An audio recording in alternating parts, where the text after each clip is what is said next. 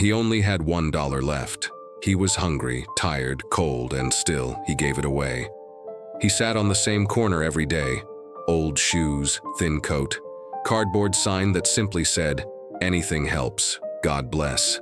People walked by. Some looked. Most didn't.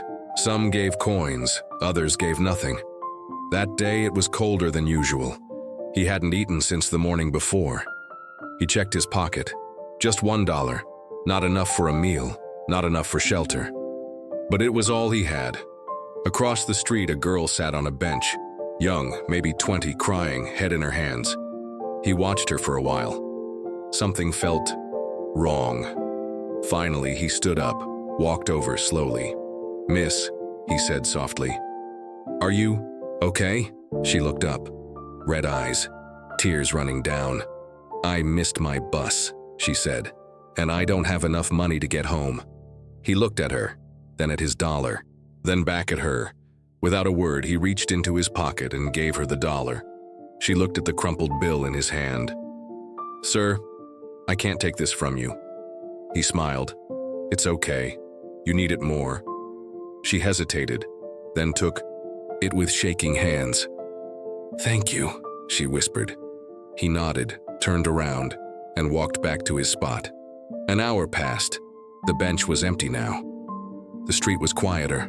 Suddenly, a car pulled up. A black SUV, clean, shiny. The girl stepped out, still holding the dollar. She walked up to him again. "I want you to come with me," she said. He looked confused. "Why?" "Because I lied," she said. "I wasn't stranded. I was testing people." He blinked. "I had money. I wanted to see who would help, and even when they had nothing." She pointed at the man inside the car. "That's my father," she said. "He owns a company. We help. People who help others." The man stepped out. Tall, well-dressed, kind eyes. He reached out his hand. "Son, how would you like a job?" At first, he thought it was a joke. He laughed nervously, but they were serious. They took him to a hotel that night, gave him warm food, a clean bed, a hot shower. The next day, he went to their office. He didn't have skills. He didn't have experience. But he had something they valued more, a good heart. They gave him a job as a cleaner. Simple work, but honest. Every week he came on time, never missed a day.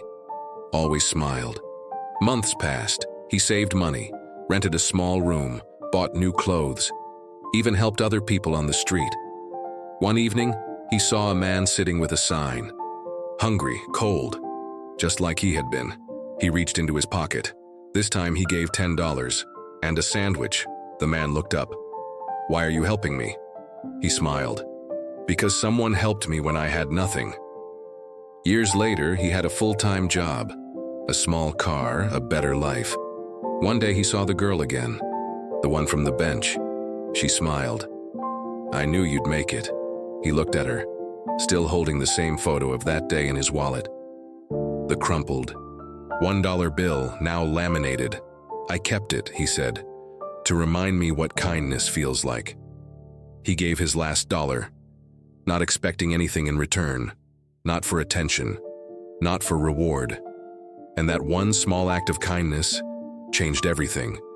Because sometimes the poorest people give the richest lessons.